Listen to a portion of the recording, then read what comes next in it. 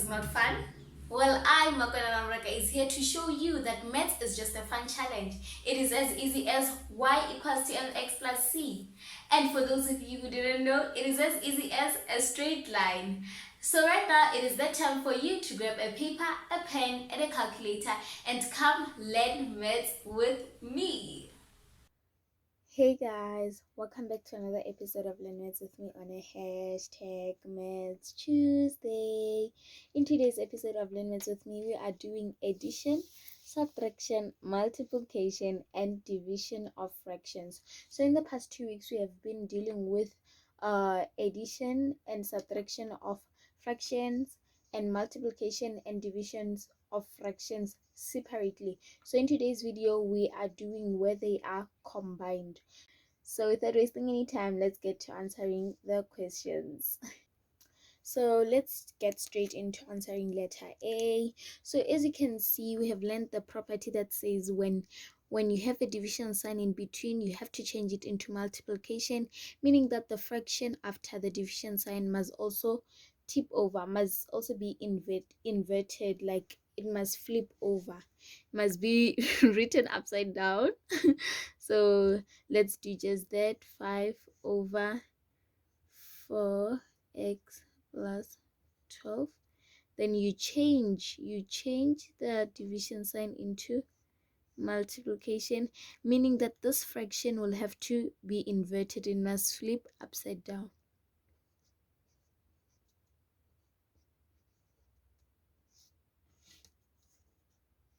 Over 3. So from this point we multiply the normal way. So as you can see, this is a binomial and this is a monomial. So this 5 will not only multiply with 2x but will multiply with both 2x and positive 6. This is because this 5 is not only multiplying with this 2x but the whole numerator part. So we can just put bracket here. So if you don't know how to use this method of multiplication, which is distributive property, please do watch my video of distributive property so that you understand more. So here, let's continue. So we are going to multiply using distributive property. So let's start with the numbers. 5 multiplied by 2 going to give us 10, and then we write down our x. Then 5 multiplied by 6 is positive 30 over. Then we do the same with the denominators. Let's start with the numbers. 4 multiplied by 3 is 12. We write down our x, plus 3 multiplied by 12 is 36. So from this point, you don't just leave your answer like this. You have to factorize it. You have to take out the common factor of numbers and of variables if it's possible, so that you can see if you are able to simplify further your expression. So I'd like to advise you, if you're not able to use the factorization methods like difference of two squares, factorizing of trinomials, please do check out my videos on them. So here we're just going to take out the highest common factor. So what is the highest common factor of 10 and 30? Let's just do it here. We can say factors of 10 are 1, 2, 5, and 10 itself, and then factors of 30. So factors are basically numbers that can simplify fully in that number, like that can simplify fully in 10, that can divide fully in 10 without leaving a remainder. 1, 2, 3, 5, 10, 15, and 30 itself. So the HCF equals to, so we can see, okay, 1 is common in both, 2 is common in both, 5 is common in both, and 10 is common in both. But which one is the highest? The highest is 10. So we're going to take 10. So variables, are variables common in both sides? No, x is not common in both sides, meaning that we cannot take it out as the common factor. So we're going to open our bracket. So now we're going to take this 10 and divide it in both numbers and write down what is left in the bracket. So 10x divided by 10, we are left with x. Our positive sign 30 divided by 10, we are left with 3. Close the bracket.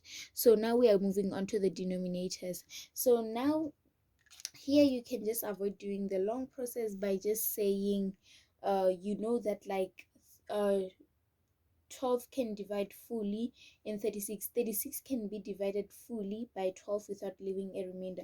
So you can just take out 12 as the common factor.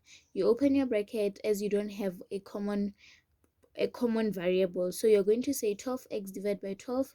You are left with x. Then your positive sign 36 divided by 12, it's 3. You close your bracket. So as you can see, in the numerator and in the denominator, you have the same bracket. So meaning that this bracket divides this bracket, it cancels it, meaning that you are left with 10 over 12, which can be simplified further into.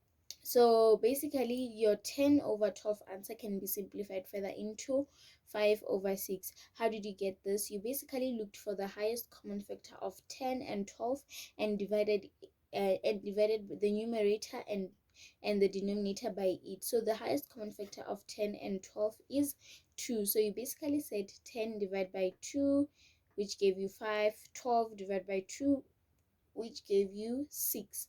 So let's move on to letter B. So here on letter B, as you can see, we are not having the same denominators, and not having the same denominators where in between is a minus sign. It means that we cannot add or subtract our fractions. So we have to first make the denominators the same. So as you can see here in the denominators, we have 5 in bracket p minus 2, and then the other denominator we have p open bracket 2 minus p close bracket.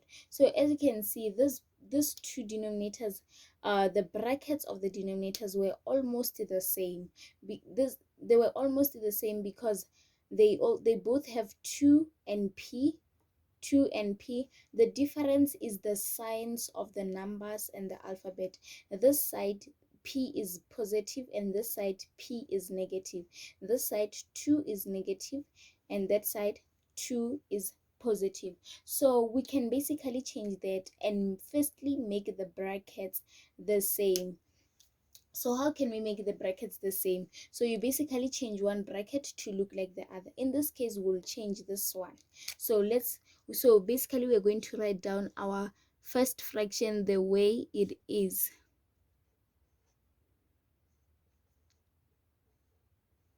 You put down your minus sign, your numerator stays the way it is, and then your denominator, you're going to write down your p the way it is. So if I remember very well, in my video of factorization by grouping, I explained that if you want to make brackets the same or you want to make brackets common, you have to take out a negative sign. So when you take out a negative sign out of this bracket, you must change the signs of the terms inside the bracket. So since 2 right now is positive, it means that it will change to -2, and now since p is negative, it means that it will change into positive p, and you close your bracket. So you write down your first bracket the way it is, over 5 in bracket minus, and then your minus sign, write down your numerators.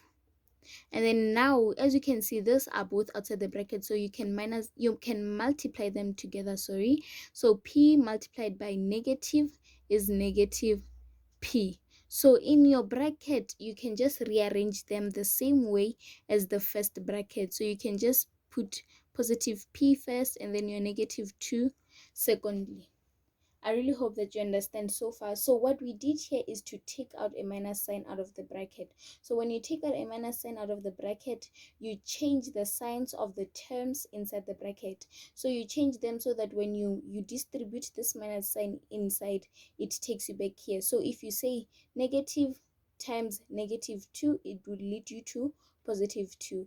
Negative times positive p, it will lead you to p. So this is just the same as this. It's just that in this case we want to make this to look like this. I really hope that you understand that. I know it can be too much information to take in, but just try to pay attention and take notes. So now I want us to simplify this denominator so that we can make our work a lot more easier, or I can make explaining more easier. So we can just write our numerator. Now we're going to multiply using distributive property like we did here. 5 multiplied by p is going to lead you to 5p. 5 multiplied by -2 is going to lead you to -10. Your negative sign, numerator, negative p multiplied by p is negative p squared. Remember, when multiplying variables of the same kind, you keep the base and add the exponents. So basically here we said exponent 1 plus exponent 1, which led us to exponent 2. So let's multiply the signs first. Negative times negative is positive. P times 2 is 2p. So when you look at these two denominators, they are not the same. So you're going to think to yourself, how can we make them the same? As I've said before, the higher we have to check for the LCD. So the LCD of variables is always the one with the highest exponent. So the LCD of variables will actually be LCD will be p squared. And then now it means that in this side we have to have p squared, and then another term again must just have p. As you can see, this side we have a term with p squared and another one with just p. So this side we must make one term have p squared and then another one must just have p. So for the numbers, without going through the whole long process, you can just say to yourself, how can I make positive 2 into -10? You can make it into -10 by multiplying by what? By -5. And then you can make negative p squared into 5p squared by doing what? By multiplying with -5. So this side, how can you make 5p into 5p squared? You can multiply it with what? With p. And then how can you make -10 into -10p? By multiplying it by p. So without me just talking, confusing you, let's practicalize it. So basically you're going to write your fraction. So you're going to multiply the numerators by p because you want to make this p squared and add a p to the 10. So minus sign, and then you have p plus 1 over negative p squared plus 2p. So how can you make positive 2p into -10? You can make it into -10 by multiplying by what? By -5. So you don't only check with one term, you check if it will also suit the first term. So in this case, it will suit the first term because it will change it into positive 5p squared. So let's multiply. As I've explained before, you're going to take this and multiply it as distributive property. So p multiplied by p, it will give you p squared. Then p multiplied by -5 is going to give you -5p over my LCD. Let me just put a paper to cover it. So let's continue. So as you have multiplied your numerators, now you're going to multiply your denominators. So p multiplied by 5p is going to give us 5p squared, and then p multiplied by -10 is going to give us -10p minus, you're going to do the same, put your brackets, p multiplied by -5 is going to give you -5p, and then positive times negative is going to give you negative. 1 times 5 is 5, -5, over negative times positive is positive 5p squared. Positive times negative is going to give you negative. 5 times 2 is going to give you 10 p. So as you can see, at this point your denominators are the same, meaning that you can add or subtract your numerators. So now you're going to give one denominator 5p squared minus 10p. Now you're going to write the numerator of the first bracket of the first fraction, sorry. So this negative sign, you're not just going to put it down here. It has to be distributed among the numerators of the second bracket.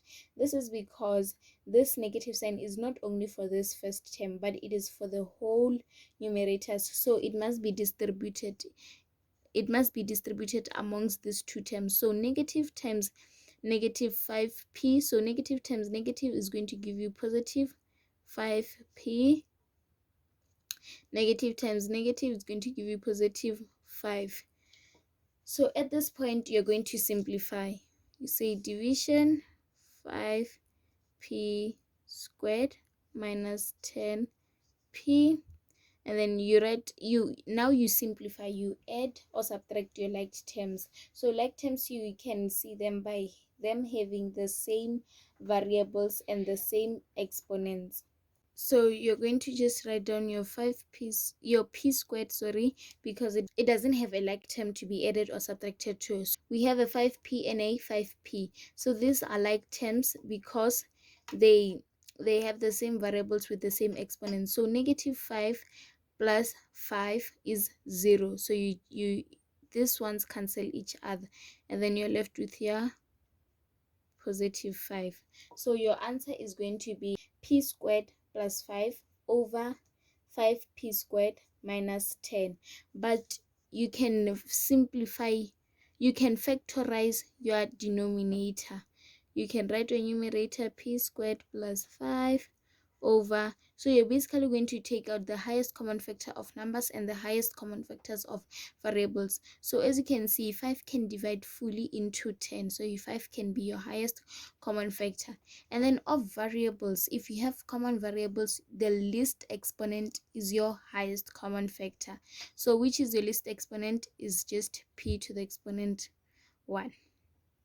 And then in bracket, you write down what is left after you took out the highest common factor. So you're going to say 5p squared divided by 5p. We are left with p only, because 5 divided by 5 is 1.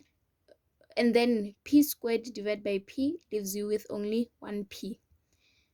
And then your minus sign, 5 divided by 10 leaves you with 2. P divided by p leaves you with 0. Then this is your final answer. I don't think I was really good at explaining this question, but I really hope that the little that I did contributed to your understanding of it. So let's move on to letter C. So when looking at this question, you're going to basically do the same thing as here, but we're not going to go the whole long process so that you can understand better. So firstly, you're going to check, am I able to add or subtract this fraction? No, you're not going to be able to, because your denominators are not the same. So here you have to look for ways to make your denominators the same. So you have to look for what is shorting, right? So first, let's factorize p.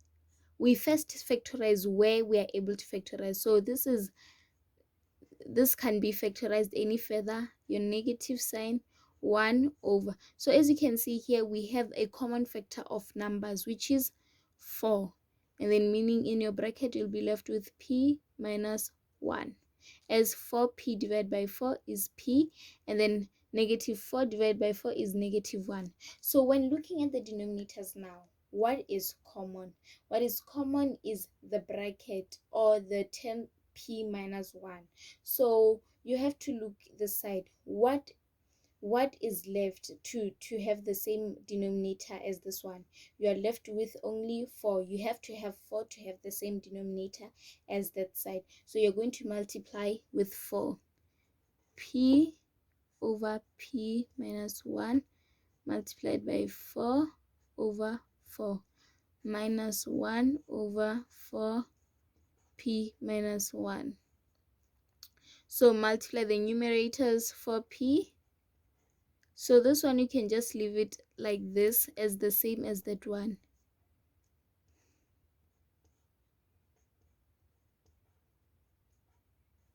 So if you want, you can just multiply or simplify it further, and then you can also simplify this side, which will just give you the same answer. You will end up just factorizing again. So here it just shows that this 4p is multiplied by this term inside the bracket, these two terms inside the bracket. So now, since you have the same denominators, it means that you can add or subtract your numerators. In this case, you can subtract your numerators. So you're going to keep one denominator,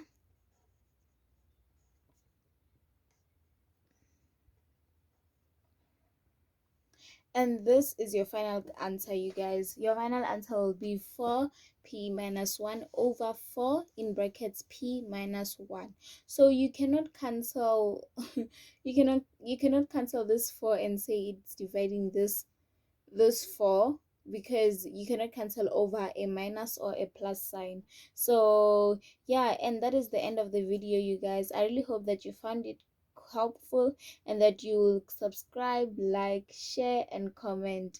If you have questions regarding this topic, please do leave them in the comment section. I'd really love to continue the discussion with you guys.